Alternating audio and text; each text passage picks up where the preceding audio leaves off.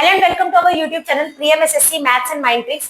आज हमारा हम सीरीज का नेक्स्ट चैप्टर शुरू करने वाले हैं परसेंटेज। इसके आज हम कुछ इंपॉर्टेंट क्वेश्चंस करेंगे जो उनसे हमारे पेपर पॉइंट ऑफ व्यू से इंपॉर्टेंट होंगे। तो चलिए देखिए कुछ बेसिक कॉन्सेप्ट पहले परसेंटेज के। सबसे पहले परसेंटेज क्या होता है, क्या होगा परसेंटेज में? Part of something. अगर मैं बोलूँ कि कोई चीज 100% है, इसका मतलब क्या है? होल है। मतलब जैसे बोलूँ कि मैं खुद 100% हूँ, तो अभी मैं पूरी हूँ, मेरी गर्दन हटा दो, है ना? तो मतलब कि क्या होगा, 10% पार्ट हट गया, 5% जितना भी हो सकता है। तो वो क्या होता है, मतलब कोई भी क्वांटिटी होगी वो खुद में कितनी होगी? 100%। तो परसेंटेज में जो भी हम बात करेंगे, तो जो भी कोई क्वांटिटी होगी, मतलब क्वांटिटी कोई भी हो सकती है, फुल क्वांटिटी की जब बात कर रहे होंगे तो वो खुद में कितनी होगी? 100%। ठीक है, हमें बात समझनी है कि अगर मान लो सपोज कोई वैल्यू ले लेते हैं, हमने लिया 40,000। अगर मैं बोलूं इस वैल्यू का आप मुझे 10% बता दो, इस वैल्यू का आप मुझे 1% बता दो, इस वैल्यू का आप मुझे 100% बता दो, तो क्या होगा? ठीक है, तो 10% निकालने के लिए क्या करते हैं हम? अगर मैं निकाल के बताऊं तो क्या होगा, देखो 4,000 का जब हम 10% करेंगे तो 2 जीरो से 2 जीरो चली जाएगी, कितना आ रहा है? 400 आ रहा है। ठीक है, इसका मतलब क्या है कि जब 10% निकालना है आपको, तो आप लास्ट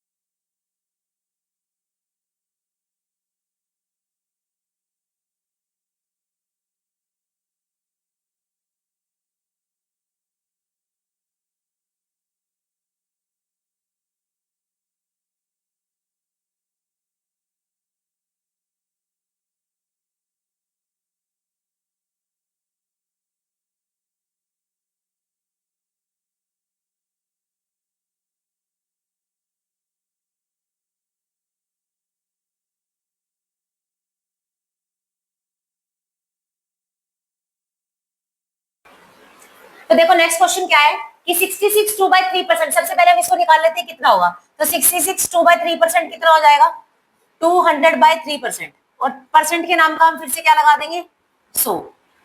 ठीक है, तो काटेंगे तो कितना हो जाएगा ये 2/3। तो इसकी वैल्यू कितनी आ गई 2/3। तो ये हो जाएगा 2/3 of 75% of 1/8 of a certain number that will be equal to 179।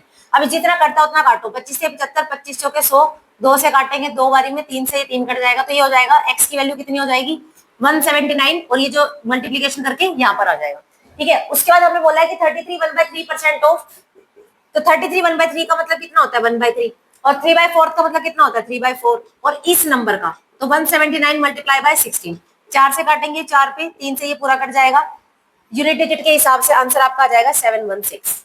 ठीक है 716। तो देखो क्वेश्चन क्या है कि a number is increase by 12 1/2% gives 99 as a result. तो देखो इन क्वेश्चंस के अंदर हम नई चीज सीखते हैं कि जो परसेंटेज होता है ना, आपको परसेंटेज को फ्रैक्शन वैल्यू में लिखना है और फ्रैक्शन वैल्यू से समझना है। तो देखो 12 1/2% कितनी होती है फ्रैक्शन वैल्यू सिद्धार्थ? नहीं, 12 1/2% कितना होता है 25/2 होता है। उस 1/8 होता है। ये याद रखना है कि जो 1/8 होता है वो 12 1/2% होता है डायरेक्ट। ठीक है, तो देखो जब आपने इसके फ्रैक्शन वैल्यू लिख दी, इसके बाद क्या होता है कि देखो जो नंबर को जैसे बोल रहा है, अगर ये इंक्रीज हो रहा है तो आप यहाँ पर इंक्रीज लगाओगे, अगर ये डिक्रीज हो रहा है तो आप यहाँ पर डिक्रीज लगाओगे। ठीक है, जो नीचे लिखा होता है वो हमेशा होता है, अगर ये नंबर की बात चल रही है तो ये हमेशा ओरिजिनल नंबर होगा।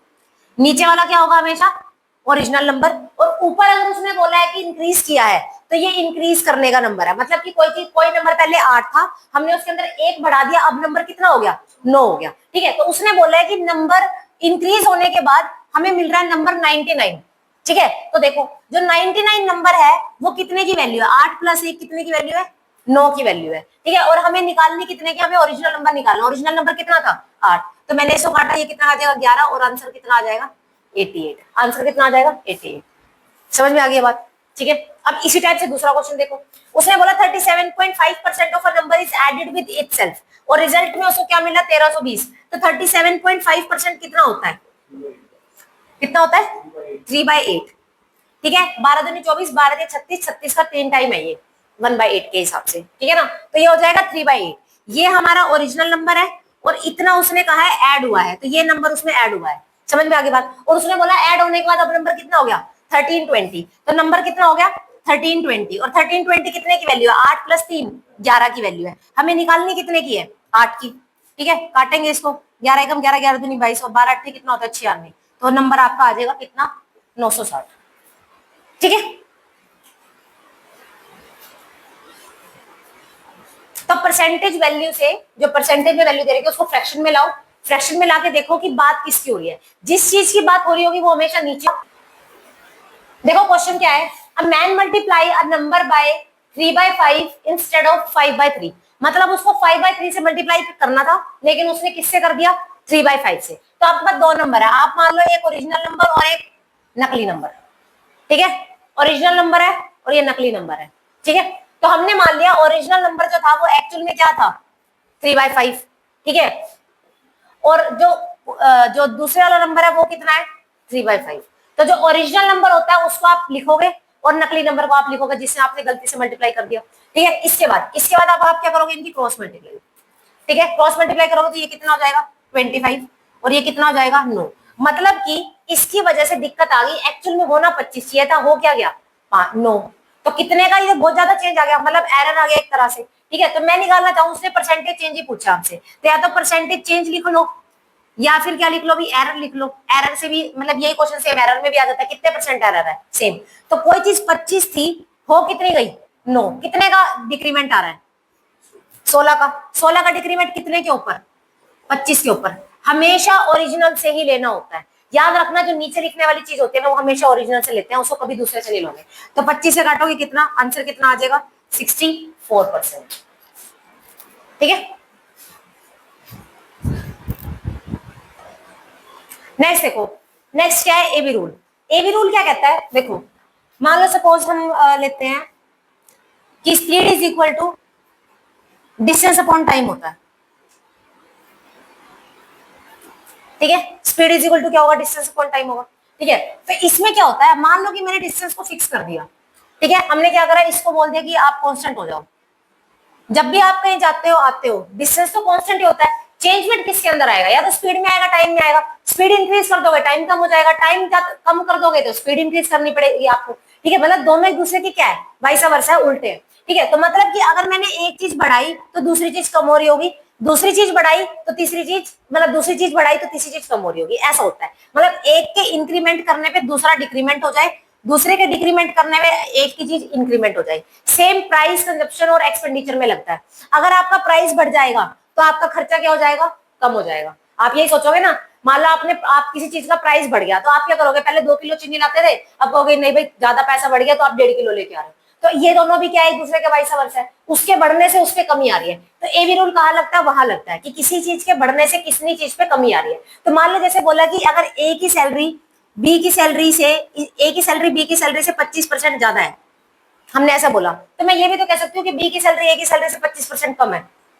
बात तो बराबर ही है। या तो ये बोले कि ए की सैलरी बी की सैलरी से ज्यादा है, या मैं बोलूँ कि बी की सैलरी ए की सैलरी से क्या है, कम है। तो दोनों में सेम ही बात हो रही है। ठीक है ना, तो 25% का मतलब क्या है कि अगर इसकी ज्यादा 25% का मतलब कितना होता है, 1/4। ठीक है ना, तो अगर बी ए की सैलरी क्या है, ज्यादा है, तो अगर ए की सैलरी, अगर बी की सैलरी 4 से 1 ज्यादा है उसकी, मतलब कि हम मान लेते हैं जिसकी बोलेगा, मान लो मैंने बोला कि ए की सैलरी क्या है, ज्यादा है, किससे, बी से। तो अगर बी की सैलरी 4 है तो ए की सैलरी कितनी हो जाएगी, 4 में हम 1 जोड़ देंगे 5, तो ए की सैलरी कितनी हो जाएगी 5 और बी की सैलरी कितनी हो जाएगी 4। तो हम ऐसा लिख देंगे, तो हमारा ये रेशो में कन्वर्जन आ जाएगा। फिर वो जिसका जिससे पूछ रहा है आप उसका उससे निकाल दोगे। ठीक है, ये ए बी रूल कहता है हमारा। ठीक है, तो अब इसके ऊपर क्वेश्चन लिखो तब समझ में आएगा।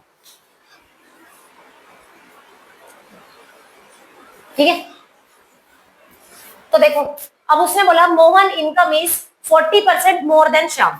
ठीक है, तो 40% का मतलब कितना हो जाएगा, 40/100 काटोगे तो कितना आ जाएगा 5। तो एक्चुअल में जो आपकी वैल्यू आ गई वो कितनी आ गई, 2/5। ठीक है, उसने कहा मोहन की इनकम जो है वो ज्यादा है किससे, श्याम की इनकम से। ठीक है ना, तो मैं मान लेती हूँ कि ये श्याम की इनकम है, ये मोहन की इनकम है। ठीक है, तो अगर श्याम की इनकम जो है 5 है, ज्यादा का साइन है तो प्लस ही लगा रही हूँ, अगर मोहन श्याम की इनकम 5 है तो मोहन की इनकम कितनी हो जाएगी, 7 हो जाएगी। ठीक है, अब जिसका जिससे पूछेगा आप वही बता दोगे। उसने बोला Shyam income is what percent less than Mohan. Shyam की इनकम कितनी कम है, 2 कम है। श्याम की इनकम कितनी कम है, मोहन से 2 कम है, किससे, मोहन से।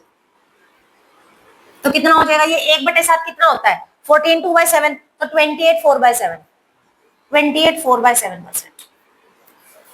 ठीक है, कैसे किया, 1/7 100% कितना होता है, 14/2/7 होता है। तो जब ऊपर 2 से मल्टीप्लाई हो रही है तो सब में 2 2 से कर दो, 14 का डबल 28, 2 का डबल 4, तो 28 4/7 हो जाएगा ये। ठीक है, 28/4/7। ठीक है,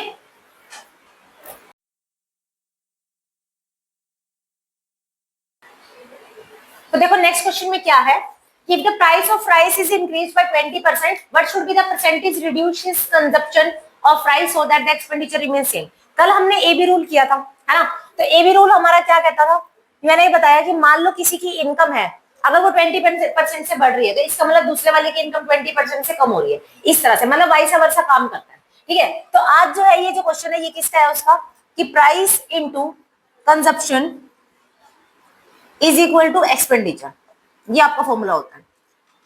ठीक है, मतलब जितना प्राइस है उसके अकॉर्डिंग आप कंजप्शन करोगे तो आपका एक्सपेंडिचर निकल के आ जाएगा कि आपका खर्चा कितना है। ठीक है ना, तो अब हमें बताना है कि देखो प्राइस ऑफ प्राइस इंक्रीज, पहले एक नॉर्मल उसमें समझो। उसने कहा कि देखो इस क्वेश्चन में कि आपका एक्सपेंडिचर सेम है। अगर मेरा एक्सपेंडिचर सेम है, मान लो कि पहले 2 रुपए की चीज को मैं 5 लाती थी पेन, मान लो सपोज मैं 2 2 रुपए के 5 पेन लेके आती थी, तो मुझे टोटल 10 रुपए खर्चा आता था मेरा।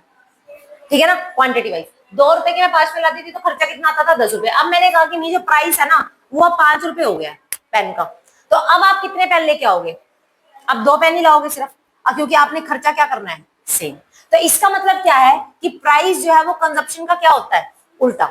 प्राइस जो है वो कंजप्शन का क्या होता है, उल्टा। अगर प्राइस का रेशो 2:5 है तो आप कंजप्शन का रेशो बोल दोगे कि कंजप्शन का रेशो 5:2 हो जाएगा।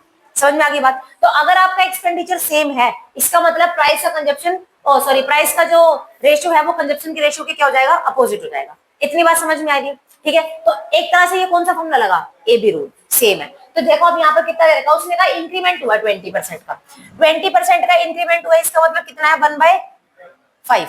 ठीक है, इंक्रीमेंट हुआ है तो मैं प्लस लिख रही हूँ, ठीक है प्लस। तो अब एक चीज बताओ, चेंज करने का तरीका क्या बताया था, सबसे पहले जो माइनस साइन है वो किस में चेंज हो जाएगा, ओ सॉरी जो प्लस साइन है वो किस में चेंज हो जाएगा, माइनस में, ऊपर वाला एज इट इज, और नीचे क्या आएगा, दोनों को ऐड करके, दोनों को ऐड करके कितना आ जाएगा 6। तो मतलब कि 1/6 की वैल्यू लिखनी है, और 1/6 की वैल्यू कितनी होती है 16 2/3%।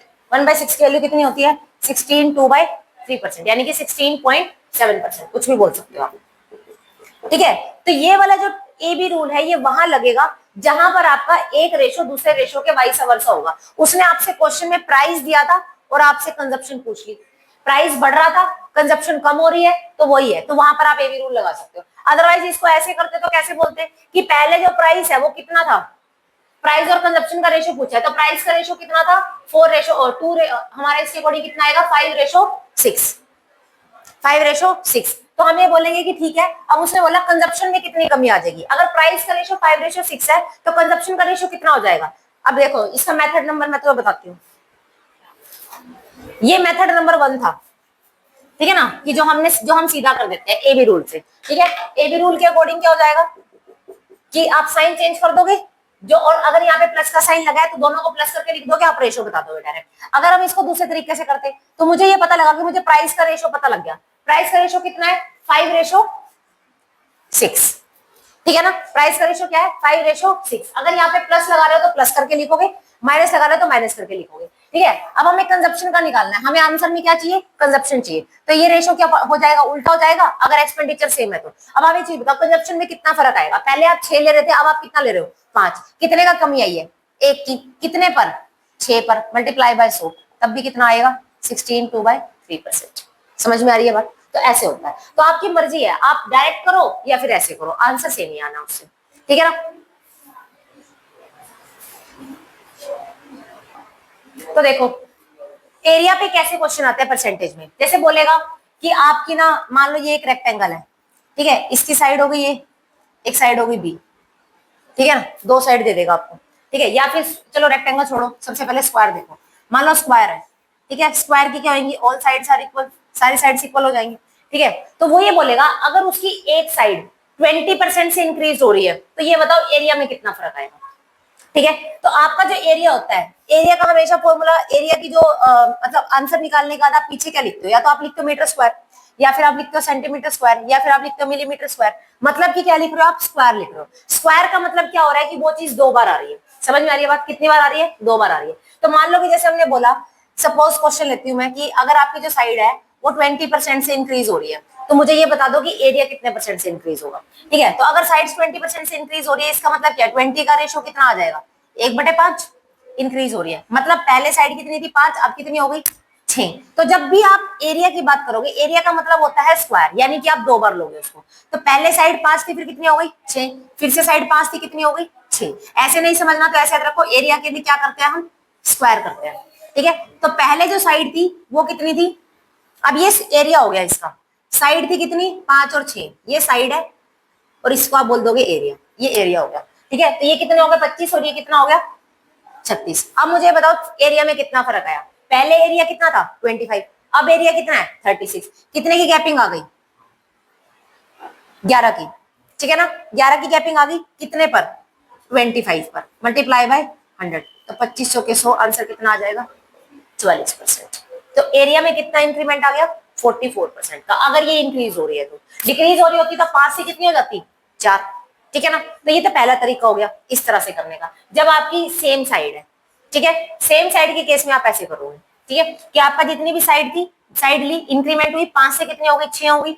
एरिया के लिए हम क्या करते हैं स्क्वायर, कल को ये वॉल्यूम भी हो सकता है, वॉल्यूम होगा तो क्या कर दोगे उस टाइम पे क्यूब। ठीक है, तो अभी ये एरिया है तो हम इसको स्क्वायर ले रहे हैं, तो ये 25 हो गया 36 हो गया, गैपिंग आ गई इतने की, तो एरिया जो बढ़ाएगा वो 11 से बढ़ेगा कितने पर 25 से, ठीक है ना। तो आपका आंसर कितना आ जाएगा 44%। ठीक है, कर दिया। देखो सक्सेसिव में क्या होता है, पहली बात तो आप सक्सेसिव का, ये सक्सेसिव कहाँ लगता है, सक्सेसिव वहां लगता है जब कोई एक ही अमाउंट 2 बार 3 बार यूज हो रही हो। ठीक है ना, तो जैसे भी मैंने बोला कि साइड कितने परसेंट से इंक्रीज हो रही है 20% से इंक्रीज हो रही है। तो इंक्रीज हो रही है तो मैंने क्या करा था, साइड का स्क्वायर किया ना जो निकाल के, तो हम क्या करेंगे, हम इसमें सक्सेसिव लगाएंगे। पहले तो सक्सेसिव का फॉर्मूला क्या होता है, a plus B multiply by A into B by 100।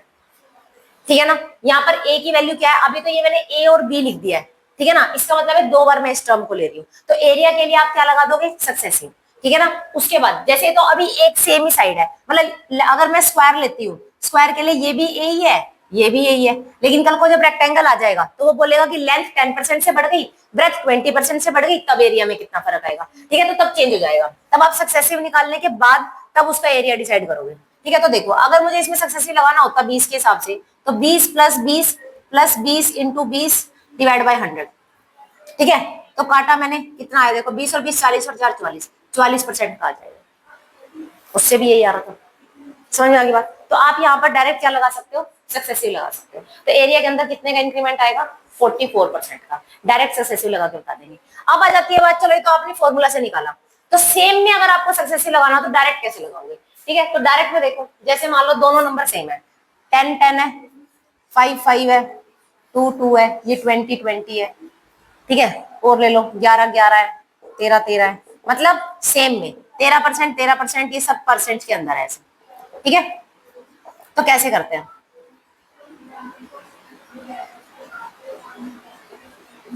सबसे पहले हम क्या करेंगे, दोनों को ऐड कर देंगे। ठीक है ना, दोनों को ऐड किया तो कितना आ जाएगा, 20। ठीक है, उसके बाद दोनों को क्या कर देते हैं, नहीं, दोनों को इसका डबल और दोनों को प्लस, और दोनों का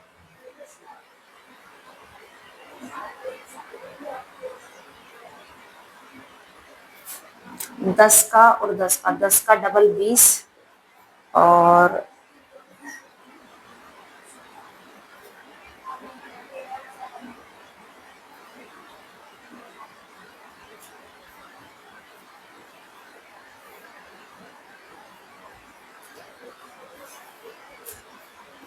पोज है ना, दोनों को ही मल्टीप्लाई। ठीक है ना, सबसे पहले हम क्या करेंगे, दोनों को प्लस करेंगे, दोनों को ही मल्टीप्लाई करेंगे, डॉट के बाद मल्टीप्लाई, डॉट से पहले प्लस। ठीक है, तो मैं यहाँ पे लिख देती हूँ, इसको मैं अभी फिलहाल के लिए ए और बी लिख देती हूँ यहाँ पे। तो ये हो जाएगा a प्लस बी और यहाँ हो जाएगा a इंटू बी। ठीक है ना, तो ये हो जाएगा 20 प्लस 100, लेकिन कंडीशन एक है कि आपकी हर यूनिट प्लेस के पास 2 ही वैल्यू रहनी चाहिए। तो 2 वैल्यू रहनी चाहिए, तो ये एक एक्स्ट्रा, इस एक को कहो यहाँ पे आ जाओ, तो ये कितना हो जाएगा 21%। ठीक है, तो 10 और 10 का सक्सेसिव कितना होगा, 21%। उसके बाद देखो 5 का, तो 5 और 5 कितना, 10 और 5 और 5 25, ये हो जाएगा 5 और 5 का सक्सेसिव। ठीक है, उसके बाद 2 और 2 का देखो, 2 और 2 4, और 2 और 2 का स्क्वायर कितना होता है 4, तो उसको हम 4 नहीं लिखेंगे, क्या लिखेंगे 0 4। ठीक है ना, हमेशा 2 प्लेस पे लिखनी है, 2 से ज्यादा होनी नहीं चाहिए, अगर 1 है तो 2 बना दो और 3 है तो 2 बनाना है, मतलब बनाना 2 ही है उसको। ठीक है, अब जैसे 20 और 20 में देखो, तो 20 और 20 का डबल कितना हो जाएगा 40, और 20 और 20 का स्क्वायर कितना होता है 400। अब ये फिर एक्स्ट्रा आ गया यहाँ पर, इस 4 को बोलेंगे आप यहाँ चलो, तो ये कितना आ जाएगा 44%। ठीक है, उसके बाद देखो 11 और 11 का, तो 11 प्लस 11 कितना हो जाएगा 22, और 11 और 11 का स्क्वायर कितना हो जाएगा 121, ये 1 यहाँ पर एक्स्ट्रा, इसको बोलते चलो यहाँ चलो, तो 23.21%। ठीक है ना, इसका देखो 13 और 13 का कितना हो जाएगा 26, और 13 का स्क्वायर कितना हो जाएगा 169, 1 एक्स्ट्रा है, तो आंसर कितना आ जाएगा 27.69%। समझ में आ गई बात। तो डायरेक्ट, तो दोनों को ऐड, दोनों को मल्टीप्लाई। ठीक है ना, जब सेम नंबर होता है तो। अब आ जाता है जब डिफरेंट होगा तो, नोट डाउन करो। देखो ये तो सेम नंबर में था कि जब सेम का परसेंटेज होगा तब आप सक्सेसिव लगाओगे, अगर अलग अलग होता है तब भी सेम ही लगता है। तो अभी मैं इसको मान लेती हूँ ए, इसको मान लेती हूँ बी, तो यहाँ पे क्या आ जाएगा, पहले a प्लस बी और फिर a इंटू बी। ठीक है, तो a प्लस बी के हिसाब से कितना हो जाएगा 10 प्लस 15 कितना 25, डॉट दोनों को मल्टीप्लाई करके लिखोगे कितना हो जाएगा 150, तो ये कितना हो जाएगा 1 को यहाँ पर शिफ्ट कर दो, तो ये कितना हो जाएगा 26.50%। तो टोटल इंक्रीमेंट कितना होगा 26.50%। अगर सक्सेसिव के फॉर्मूला लगा के करते तो कैसे करते, तो देखो फॉर्मूला लगाते तो क्या होता है, a plus B A B by 100, तो दोनों को प्लस किया तो कितना आ जाएगा 25, यहाँ पर प्लस में ये हो जाएगा 10 इंटू 15 डिवाइड बाई 100, तो इससे ये गया 5, ये तो ये आ जाएगा 25 प्लस इसके 10 से ये काटेंगे तो कितना आ जाएगा 1.5 और 26 ये और 5 ये 26.5% सेम आ जाता है। ठीक है, तो सीधा याद रखो, 2 हो तो आप कैसे करोगे, a plus B dot A into B, ठीक है ना, सेम हो चाहे सेम ना हो।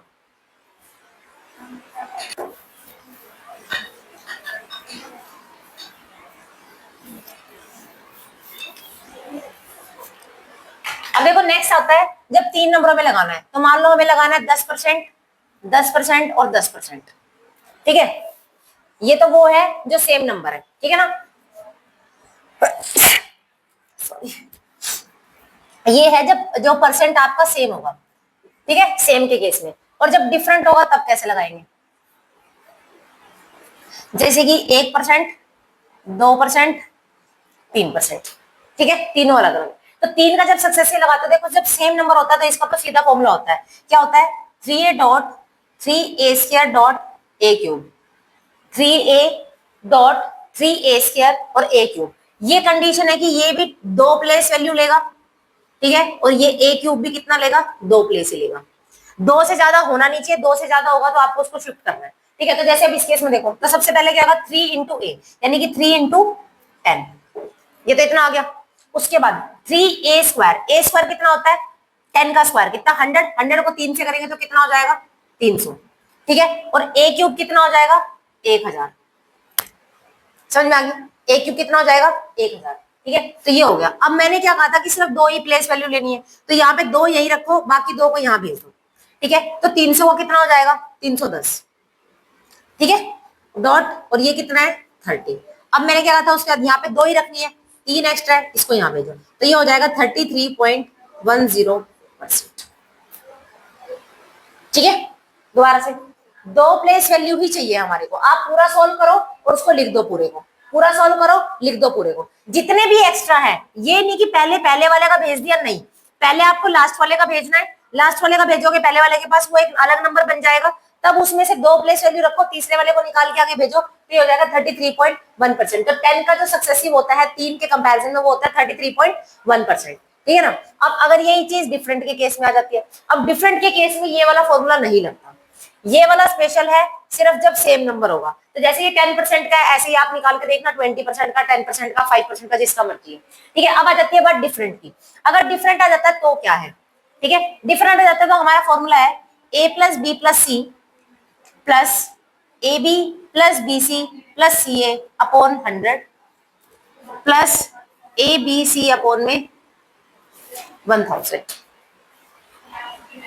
समझ में आई बात, a plus B plus C, A B plus B C plus C upon 100 plus A B C upon में 1000, ये हो जाएगा जब हमारा तीनों का डिफरेंट है। तो देखो 3 4 5 6, यहां से तो 6 आ जाएगा, ठीक है। यहां से देखो पहले इन 2 की मल्टीप्लाई 2, फिर अगले 2 की 6, फिर अगले 2 की 3 और अपॉन में 100, ठीक है। यहाँ पे ए बी सी 3 दूनी 6, तो 6 अपॉन में 1000, ठीक है। देखो कितना आएगा, तो ये आ जाएगा 6 प्लस में, ये आ जाएगा 6 7 8 9 10 11, 11 को मैं इससे करूंगी 100 से डिवाइड, तो कितना आ जाएगा 0.11, और ये कितना आ जाएगा 6 के हिसाब से 0.006, सबको जोड़ देंगे, ये 0.11 हो जाएगा, ये 0.006 हो जाएगा, तो कितना आ जाएगा 6.116, इतने परसेंट का इंक्रीमेंट हुआ ये टोटल। समझ में आ गई बात। तो चाहे 2 अगर सेम है तो आप ये लगाओगे 3a dot 3a square dot a cube, और अगर आपका डिफरेंट है तो आप ये लगाओगे, तब आपका और कोई तरीका नहीं है 3 के केस में, ठीक है। देखो मान लो आपके पास एक ट्राइंगल है, ठीक है। अब इसमें वो आपसे, अभी हम एरिया पे वाले क्वेश्चन से बात कर रहे हैं, तो कैसे होगा, देखो एक चीज होती है पेरीमीटर, ठीक है, पेरीमीटर होता है, साइड होती है, और डायगोनल होगा, और क्या होता है लास्ट में, एरिया, ठीक है, और उसके बाद आ जाता है वॉल्यूम। तो इन्हीं 5 चीजों पे ही क्वेश्चन पूछे जाते हैं कि पेरीमीटर कितने से बढ़ेगा, साइड कितने से बढ़ेगी, डायगोनल कितने से बढ़ेगा, एरिया कितने से बढ़ेगा, और वॉल्यूम कितने से बढ़ेगा। तो पहली बात आती है, मान लो कि ये एक इक्विलेटरल ट्रायंगल है, इसकी ये साइड भी ए है, ये साइड भी ए और ये साइड भी ए, ठीक है। इक्विलेटरल ट्रायंगल की ऑल साइड्स आर इक्वल हो जाएंगी। तो मुझे एक चीज बताओ, मैंने बोला कि अगर ये साइड, एक्चुअल में पेरीमीटर होता क्या, 3, एक्चुअल में क्या होता पेरीमीटर, 3 होता। अगर मैं बोल रही हूँ कि नहीं, ये जो साइड है ना, ये 2 से बढ़ गई, ठीक है ना, ये साइड कितने से बढ़ गई, 2 से बढ़ गई। परसेंटेज की बात कर रहे हैं कि मान लो मैंने बोला कि ये साइड जो है 10% से बढ़ गई, ठीक है। अगर ये 10% से बढ़ी है तो उसका पेरीमीटर भी कितने परसेंट से बढ़ जाएगा, 10% से बढ़ जाएगा। ठीक है ना, बात समझ में आ रही है। तो ये क्या होता है, ऑटोमेटिकली पेरीमीटर, साइड और डायगोनल का रिलेशन होता है। अगर वो बोलता है कि जो आपकी साइड है वो 10% से बढ़ गई, तो आप सीधा कह दोगे पेरीमीटर भी 10 से बढ़ जाएगा, साइड भी 10 से बढ़, साइड तो बढ़ ही रही है 10 से, तो आप बोलोगे डायगोनल भी कितने से बढ़ जाएगा, 10 से बढ़ जाएगा। तो तीनों एक दूसरे के बिल्कुल इक्वल है। अगर पेरीमीटर बढ़ रहा है 10% से, तो आप मतलब साइड बढ़ रही है अगर 10% से, तो आपका पेरीमीटर भी 10% से बढ़ेगा, आपका डायगोनल भी 10% से ही बढ़ेगा। ठीक है ना, डायगोनल भी 10% से ही बढ़ेगा। अगर हम एक जनरल नंबर लेके देखें, तो जैसे मान लो कि मैं बोल देती हूँ कि इसकी साइड जो है वो 5 थी, 5 थी, 5 थी, ठीक है ना। तो अगर मैं बोलती कि पेरीमीटर कितना होगा, अभी तुम बोलोगे 15 हो गया, ठीक है ना, पेरीमीटर कितना हो गया, 15 हो गया, ठीक है। तो उसके बाद अब मैं बोलती हूँ कि नहीं, मैंने इसकी हर एक साइड में एक एक बढ़ा दिया, हर एक साइड में कितना बढ़ा दिया, एक एक बढ़ा दिया, ठीक है ना। तो एक एक बढ़ा दिया तो कितने का फर्क आ रहा है, 15 में कितना और जुड़ गया, 3 और जुड़ गया, कितना हो गया, 18 हो गया। समझ में आ रही है बात, कितना हो गया, 18 हो गया। तो लेकिन ये चीज तो मैंने नंबरिंग में लेके देखी है, जब हम इसको परसेंटेज में लेते हैं तो सेम से ही बढ़ता है, ठीक है, सेम से ही बढ़ता है। जितने का यहाँ पर एक साइड में इंक्रीमेंट हो रहा है, इतना टोटल में निकालोगे परसेंटेज में उतना ही निकलेगा, ठीक है। उसके बाद अब बात आ जाती है वॉल्यूम की, हाँ एरिया की, ठीक है। तो एरिया में क्या होता है, अब उसने बोला साइड बढ़ गई, ठीक है, पेरीमीटर बढ़ गया, ठीक है, डायगोनल बढ़ गया, ठीक है, वो तो 10-10 से ही बढ़ रहा है सब। अब बात आ जाती है एरिया की। तो एरिया में क्या होता है, एरिया होता है इसकी जो यूनिट होती है वो क्या होती है, मीटर स्क्वायर, सेंटीमीटर स्क्वायर। तो इसमें हम कितने का यूज करते हैं, 2 बार। और जब भी हमें सेम क्वांटिटी 2 बार लगानी होती है, तो हम वहां पर क्या लगाते हैं, सक्सेसिव। सक्सेसिव लगा लो या फिर नॉर्मल लगा, तो सक्सेसिव लगाओगे तो कितना आएगा, 10 और 10 का कितना आ जाएगा, 20, और 10 का स्क्वायर कितना आ जाएगा, 100। तो 10 और 10 का सक्सेसिव याद रखना, वैसे भी 21 होता है, ठीक है, समझ में आ गया। तो ये हो जाएगा आपका एरिया। अगर यही बात आती है वॉल्यूम की, तो वॉल्यूम के लिए क्या ले रही हूं मैं, मीटर क्यूब। वॉल्यूम के लिए क्या ले रहे हैं, मीटर क्यूब। तो तब आपका क्या होता है, 10% कितनी बार आता, एक बार, 2 बार और 3 बार। और 3 में हम लगाते हैं क्या, सक्सेसिव। और 3 का सक्सेसिव कितना होता है, 10 10 10 का 33.1%। तो ये आ गया वॉल्यूम के अंदर चेंज, ये आ गया एरिया के अंदर चेंज, ये आ गया डायगोनल में चेंज, ये साइड में, ये पेरीमीटर में। तो जब भी आप किसी भी चीज की, चाहे वो कोई सी भी चीज की बात कर रहा हो, अगर उसकी सिर्फ साइड की बढ़ने की बात हो रही है, तो पेरीमीटर में कोई चेंज नहीं आएगा, जितना साइड बढ़ रही है पेरीमीटर डायरेक्ट बोल दोगे, ठीक है। एरिया बोल दोगे और डायगोनल बोल दोगे, सेम से बढ़ रहा है। एरिया की बात आ रही है तो 2 में सक्सेसिव, वॉल्यूम की बात आ रही है तो 3 में सक्सेसिव, ठीक है ना। सक्सेसिव मैंने बता दिया, सेम नंबर का सक्सेसिव लगाओगे तो क्या आ जाता है सेम के लिए, 3a dot 3a square a cube, ये 3 के लिए। और डिफरेंट के लिए बता दिया, a plus B plus C, A B B C C A upon 100 plus A B C upon में 1000, ठीक है। तो देखो क्वेश्चन में क्या बोला है, if each side of a cube is decreased by 12%, if each side of a cube is decreased by 12%, then percentage decrease in its surface area. Surface area में कितना डिक्रीज होगा। तो देखो जो मैंने अभी आप तक आपको जो बताया सक्सेसिव, वो सिंपल में जो लगाना बताया, वो हमेशा तब लगाओगे जब आप इंक्रीज में हो, क्योंकि डिक्रीज में जब आता है तो क्या होता है, एक साइन चेंज हो जाता है, ठीक है। तो जैसे देखो मैंने लगाया सक्सेसिव का formula a plus B A B by 100। जब डिक्रीज हो रहा होता है तो आपको साइन क्या लेने, माइनस के, ठीक है। तो आपका डिक्रीज हो रहा था, मैं लूंगी माइनस का 12, ठीक है ना। तो माइनस का 12 लिया तो ए की जगह लिखो माइनस का 12, यहाँ पे भी माइनस का 12। ये जब दोनों नंबर यहाँ पे प्लस है, ये माइनस का 12, माइनस का 12 को डिवाइड बाय 100, ठीक है ना। तो माइनस से माइनस कट गया, तो यहाँ पे प्लस रह जाता है। तो ये कितना हो गया, 12 और 12 24, माइनस का और प्लस 2 0, 12 का स्क्वायर कितना होता है 144 डिवाइड बाय 100। तो कितना हो जाएगा, माइनस का 24 प्लस ये कितना आ जाएगा 1.44। तो माइनस करने के बाद कितना आंसर आएगा, 24 में से 1 चला जाएगा, कितना रह जाएगा 23, यही तो रहेगा ना। 10 में से 4 गए 6, 9 में से 4 गए 5.2 और 2, ठीक है 22.56। अच्छा हम डायरेक्ट भी तो कर सकते थे, हमें क्या करना होता है, पॉइंट पे जब माइनस करना होता है इससे एक नंबर ज्यादा, तो 24 मतलब एक से एक नंबर ज्यादा कितना हो जाएगा 2, तो 24 में से 2 चला जाएगा, कितना रह जाएगा 22। और 44 को 100 बनाने के लिए कितना करना पड़ेगा 56। तो टोटल जो डिक्रीमेंट होगा वो आपका कितने होगा 22.56 का, ठीक है।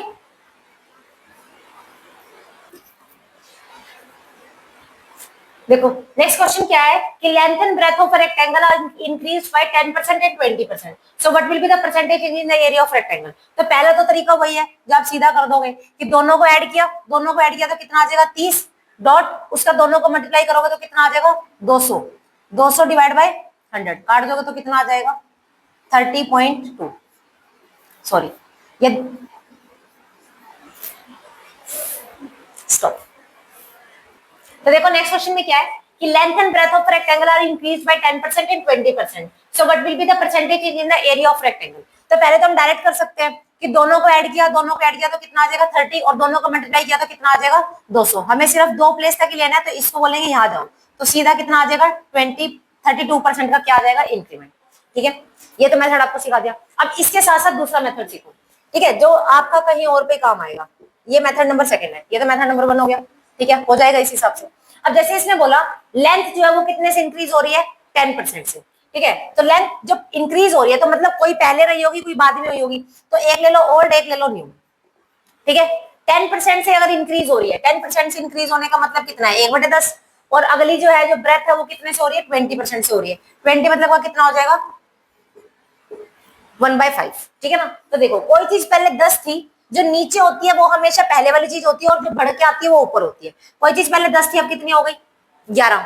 कोई चीज पहले कोई चीज पहले 5 थी अब कितनी हो गई 6। ठीक है, और हमसे एरिया की बात हो रही है, तो ये लेंथ है ये ब्रेथ है। रेक्टेंगल का एरिया क्या होता है L इंटू बी, दोनों को मल्टीप्लाई करो, ये कितना आ जाएगा 50, और ये कटता है तो काट सकते हो, जैसे ये कट रहा है 2 × 6 2 × 10, मैं काट सकती हूँ ऐसे, लेकिन क्रॉस में कभी भी ऊपर नीचे नहीं काटोगे, जैसे ये 5 है ये 5 है मैं काट दूं, ऐसा नहीं होता, हमेशा क्रॉस में काटोगे। ठीक है, तो ये कितना आ जाएगा 25, और ये कितना आ जाएगा 33। तो देखो पहले एरिया कितना था 25, अब एरिया कितना है 23, तो कितने का इंक्रीमेंट हो गया 8 का। ठीक है, कितने पर 25 पर, मल्टीप्लाई बाय 100, 25 के 100 कितना हो गया 32%। तो जो हम ये जो लगाते हैं ना रेशियो मेथड, देखो दो तरह के क्वेश्चन होते हैं। ठीक है, आप कैसे कैसे लगाओगे, मान लो जब आपको रेशियो ऐसा मिल रहा है कि 11 1/9% है ना, 9 1/11%, 16 2/3%, ऐसा रेशियो भी तो मिलेगा आपको, तब आप ये सक्सेसिव नहीं लगा सकते हो। ठीक है, सक्सेसिव आप कब लगाओगे जब ऐसे 10% 5% 20% सीधा सीधा सीधा नंबर मिलेगा। तो जब नॉर्मल नंबर मिलेगा तब आप कौन सा मेथड लगाओगे सक्सेसिव। जैसे ये नॉर्मल का था 10% 20%, तो आपने सक्सेसफुल लगा दिया, जल्दी हो गया। ठीक है, जब आपका ऐसा इस टाइप का फ्रैक्शन मिलेगा तब आप कौन सा मेथड लगाओगे रेशियो मेथड। ठीक है, जो ये अभी मैंने सिखाया ये वाला, तब आप ये वाला मेथड लगाओगे, क्योंकि आप जब 16 2/3 का सक्सेसिव लगाओगे तो लगेगा ही नहीं। ठीक है ना, टफ पड़ता है वो, तो तब हमको कौन सा मेथड लगाना है ये रेशियो मेथड लगाना है, और जब नॉर्मल नंबरिंग चल रही होगी तब कौन सा मेथड लगाएंगे सक्सेसिव लगाएंगे। ठीक है, देखो नेक्स्ट क्वेश्चन क्या है, अभी तक जो हमने क्वेश्चन किए ये उसी का रिवर्स केस है। ठीक है, आपको एरिया दे देगा और बोलेगा कि बता दो, उससे या तो लेंथ पूछ लेगा ब्रेथ पूछ लेगा, अभी सर्कल का केस है तो रेडियस पूछ रहा है। ठीक है ना, तो ये कौन सा केस है हमारा रिवर्स का केस है।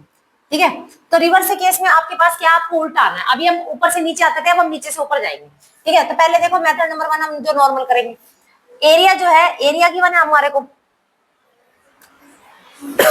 एरिया जो है आपका इंक्रीज हुआ है 69%। इसका मतलब एरिया में मान लेती हूँ कि पहले 100 था अब कितना हो गया 169। एरिया पहले कितना था 100 था अब कितना हो गया 100 में कितने का इंक्रीमेंट हो गया 69 को, तो एरिया कितना हो गया 169। तो जब आपके पास आपको एरिया से रेडियस पे आना होता है, जब आपको एरिया से रेडियस पे आना होता है तो आप क्या करते हो, रेडियस से एरिया पे जाने के लिए क्या करते हो स्क्वायर करते हो, तो उल्टा आने के लिए क्या करोगे स्क्वायर रूट। ठीक है, तो पहले रेडियस कितनी थी 10, अब कितनी हो गई 13। समझ में आ गई। तो जब उसने बोला कि ये बताओ रेडियस पे कितना फर्क आएगा अगर एरिया में इतना आ गया, तो देखो रेडियस पहले 10 थी अब कितनी हो गई 3, तो 3 बढ़ गई कितने पर 10 पर, मल्टीप्लाई बाय 100%, 0 से 0 की कितने परसेंट का इंक्रीमेंट आ गया 30% का, तो रेडियस पे कितना फर्क आएगा 30% का फर्क आएगा। ठीक है ना, ये तो पहला तरीका हो गया। दूसरा आप इसको कैसे कर सकते थे बाय ऑप्शन भी कर सकते थे, ऑप्शन का यूज करके। ऑप्शन का यूज करके कैसे, आपको पता है कि 2 में ही लगाना है, तो आप ये देखते हैं कि अगर मैं 10 का सक्सेसिव लगाऊंगा तो कितना आएगा 21%, 20 का सक्सेसिव लगाऊंगा तो कितना आएगा 44%, 30 का सक्सेसिव लगाऊंगा तो कितना आएगा 69%, और 40 का सक्सेसिव लगाऊंगा तो कितना आएगा 96%। समझ में आ गई बात। तो जब हमने 30 का सक्सेसिव लगाया तो हमारे को 69% मिल गया, और वही आंसर में दे रखा है, यही तो निकालते हैं ना हम। तो हम ऑप्शन से भी कर सकते थे, और नहीं तो ये तो आपको सीखना ही सीखना है। ठीक है ना, कि आपको एरिया दे रखा है, जब कभी आप एरिया से उल्टे आओगे तो आपको हमेशा स्क्वायर रूट करना है। देखो अब आ जाते हैं प्राइस कंजप्शन और एक्सपेंडिचर बेस्ड क्वेश्चन।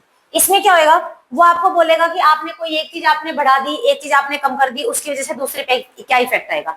इससे पहले जो हमने किया उसमें क्या था कि उसने बोला एक्सपेंडिचर सेम है, तो मैंने कहा ठीक है इसको वाइस वर्सा कर दो, ए भी रूल लगा दो हो जाएगा।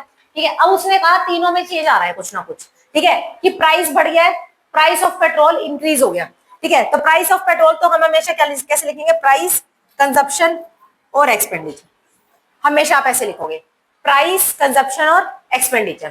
ठीक है, ये ओल्ड वाला होगा और ये न्यू वाला होगा, जो चेंजमेंट आ जाएगा उसके अंदर। ठीक है ना, तो देखो सबसे पहले उसने कहा प्राइस में कितने का इंक्रीमेंट हुआ, 19 का।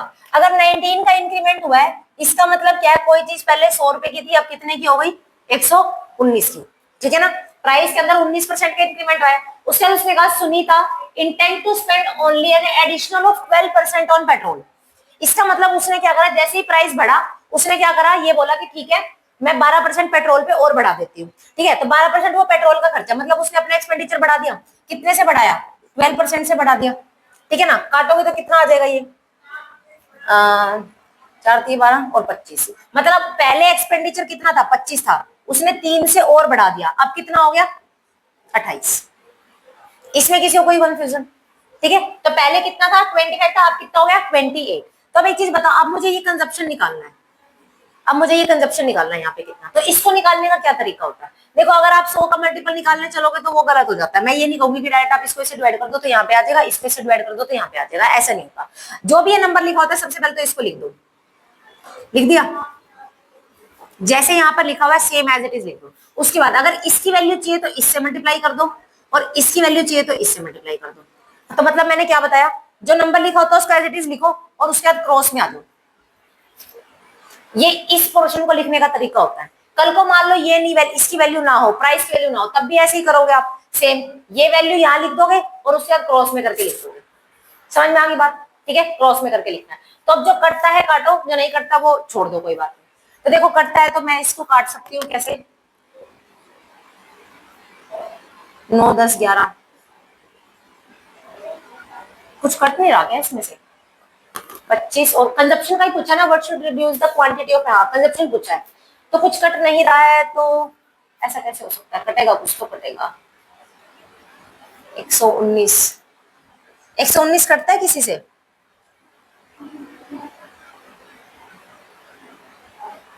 25 से काट देते हैं, 25 चौके 100। ठीक है ना, तो ये वैल्यू कितनी आ गई, 119, और ये वाली वैल्यू कितनी आ जाएगी, 4 दूनी 12, 1 4 दूनी 8, 4 4 8 अच्छा 32, 2 3 4 दूनी 8 11। तो मतलब आपकी कंजप्शन पहले 119 की थी, अब कंजप्शन कितनी रह गई, 112। कितने की कमी आ गई, 7 की, कितने पर, 119 पर, मल्टीप्लाई बाय 100, तो ये आ जाएगा 700 बटे में 119। नियरेस्ट बताना है आपको, नियरेस्ट 119 के नियरेस्ट क्या होगा, 6 पे चला जाएगा, तो बस आंसर क्या आ जाएगा, समझ में आ गई बात? ठीक है ना, तो 6% का रिडक्शन हो जाएगा अप्रोक्स। ठीक है,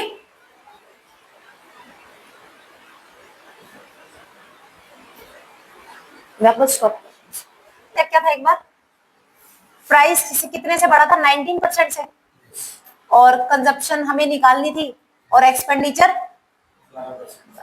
ठीक है चलो, ठीक है। देखो यही जो क्वेश्चन था, क्वेश्चन में क्या था कि जो प्राइस है वो 19% से इंक्रीमेंट हुआ है, कंजप्शन इतने से हुआ और एक्सपेंडिचर इतने से हुआ है। एक मेथड तो मैंने आपको बता दिया, इसमें आप एक मेथड और यूज कर सकते हो, कैसे कि हम मान लेते हैं कि हमारे पास 100 रुपए थे, ठीक है ना, तो दोनों से मेरे को हर बार एक्सपेंडिचर ही निकालना है। एक्सपेंडिचर कैसे होगा, प्राइस इंटू कंजप्शन, और दूसरा मैंने यहाँ पर एक्सपेंडिचर ले लिया। बात एक्सपेंडिचर लिखूं या प्राइस इंटू कंजप्शन लिखूं, कुछ फर्क पड़ता है नहीं। ठीक है, तो देखो अब सबसे पहले उसने कहा प्राइस में कितने का इंक्रीमेंट हो गया, 19 का, तो यहाँ पर ये ले लो कि 100 से कोई चीज 19% बढ़ गई, तो यहाँ पे कितनी हो गई, 119। या तो आप यहाँ पर प्राइस ले सकते हो, या तो आप यहाँ पर कंजप्शन ले सकते हो, आपकी मर्जी है। अगर प्राइस का दे रखा तो आप प्राइस ही लोगे, कंजप्शन का दे रखा तो आप कंजप्शन लोगे, एक जगह आपको एक्सपेंडिचर लेना है। ठीक है, तो एक्सपेंडिचर कितने से बढ़ा है, 112 से। ठीक है ना, तो ये देखो कितने का फर्क आया, एक्चुअल में दोनों बराबर होने चाहिए थे। ठीक है, कितने का फर्क आ रहा है, 7 का, कितने पर फर्क आ रहा है, 119 पर, मल्टीप्लाई बाय 100, 700 बटे में 119, 6%, अभी भी सेम आएगा। समझ में आ गया? तो इसको बोल देते हैं 100 वाला मेथड। हम अपनी मर्जी से मान लेते हैं 100 था, तो उसी के बिहाफ पे प्राइस और कंजप्शन में से कोई एक चीज इधर आएगी और एक्सपेंडिचर इधर आएगा। तो प्राइस और कंजप्शन में दे रखा 119 का इंक्रीमेंट। ठीक है, इसमें यहाँ पर कुछ चीज की कमी है, तभी तो कुछ ऐसा हुआ होगा ना। इसका मतलब क्या हुआ होगा, कंजप्शन डिक्रीज हुई होगी। अब आप एक चीज सोच के देखो, प्राइस और कंजप्शन दोनों की वैल्यू इतनी आनी चाहिए थी, लेकिन क्या हो रहा है, 119 से 112 हो गया, मतलब कुछ कमी आ रही है, तो ये जो है ये डिक्रीमेंट है। कंजप्शन के अंदर कमी लाई है, ठीक है। देखो नेक्स्ट में क्या है कि the price of pulses increase by 25%, a person initially purchase 60 kg pulse, so how much kg of pulse he can purchase now in the same amount, same amount की बात हो रही है। तो प्राइस के अंदर कितने का इंक्रीमेंट आ गया, 25% का। 25% का मतलब कितना हो जाएगा, 1/4। इसका मतलब कोई प्राइस पहले रहा होगा इनिशियली, है ना, और अब जाके चेंज होने के बाद आ गया होगा, ठीक है, जो अभी बिल्कुल फाइनल होगा, ठीक है, इनिशियल और फाइनल। तो मतलब पहले प्राइस कितना था 4, अब प्राइस कितना हो गया 5। उसने कहा इनिशियली जो है इनिशियली परचेज 60 kg पल्स, अगर वो इनिशियली 60 kg पल्स क्या करता था, चूज करता था, तो उसने बोला how much kg of pulse he can purchase now in the same amount, ठीक है ना। तो सेम अमाउंट में करनी है, तो ये जो है ये हमारा प्राइस का रेशो है, ठीक है ना। और जब हम कोई चीज खरीदते हैं तो वो प्राइस की नहीं होती, वो किसकी होती है, कंजप्शन की। और प्राइस किसके अपोजिट होता है, कंजप्शन के। तो ये कितना रेशो हो जाएगा, 5:4। अब उसने बोल रखा है ये जो कंजप्शन है ये कितनी है उनकी, 60 किलो की है। ये जो कंजप्शन है ये कितनी केजी है, 60 केजी है। तो 5 की वैल्यू अगर 60 है तो 1 की वैल्यू कितनी हो जाएगी,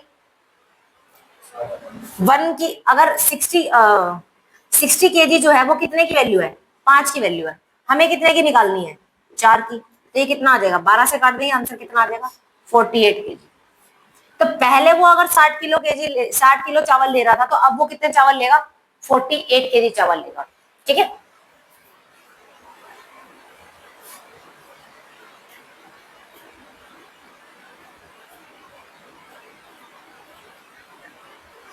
तो देखो नेक्स्ट क्वेश्चन में क्या बोला है, ये वो क्वेश्चन है जिसमें ये बोलेगा कि किसी चीज पे कमी आ गई किसी चीज की, उसकी वजह से, उस उतनी सी कमी की वजह से एक पर्सन जो है ना वो 2 किलो चावल, 4 किलो चीनी ऐसे कुछ एक्स्ट्रा ले पा रहा होगा, पैसे उतने के उतने ही है, ठीक है ना। तो अब देखो, तो सबसे पहले हमने देखा प्राइस में रिडक्शन हुआ है, तो 15% का रिडक्शन हुआ है। 15% का मतलब कितना हो जाएगा,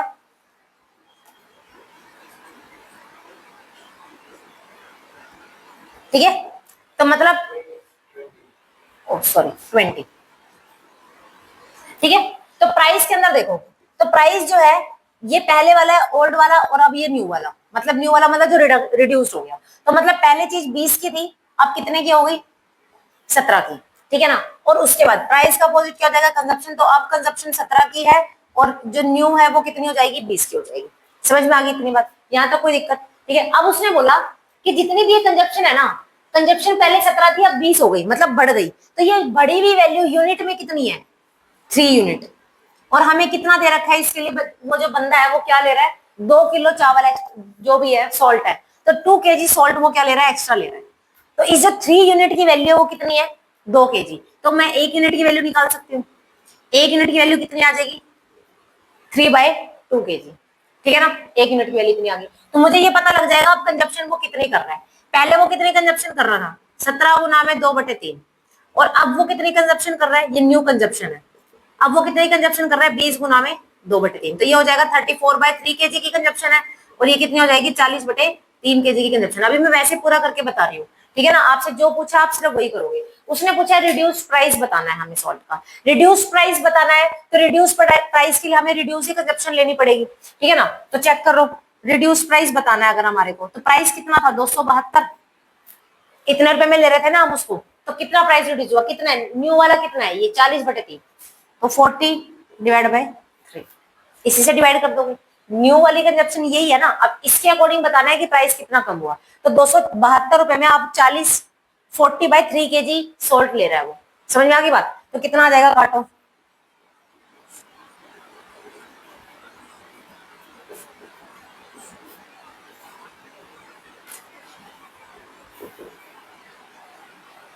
तो ये हो जाएगा 3×8 = 24 का 4, 2, 3×6 = 18, 19, 20.40। तो ये आ गया आपका रिड्यूस प्राइस। अब रिड्यूस प्राइस हमने कैसे निकाला, जितना भी प्राइस दे रखा है उतने प्राइस में पहले वो जितना भी सामान ले रहा था, इतने प्राइस में पहले वो इतना सामान ले पा रहा था, अब उसका इतने ही प्राइस के अंदर कितना सामान हो गया, 20 का सामान हो गया। तो प्राइस तो 272 रुपये है, प्राइस में कोई चेंजमेंट नहीं आया। तो उस प्राइस को आप न्यू कंजप्शन से डिवाइड कर दोगे तो आपका रिड्यूस प्राइस आ जाएगा। अगर वो बोलता कि नहीं बता दो ओरिजिनल प्राइस कितना होता, तब मैं किससे करती 34/3 kg से डिवाइड करती, तो मुझे पता लग जाता ओरिजिनल पर केजी का प्राइस कितना है। ये जब भी पूछता है रिड्यूस प्राइस, ये हमेशा पर केजी का पूछेगा आपसे, पर केजी में आपको कितना मिलेगा, ठीक है।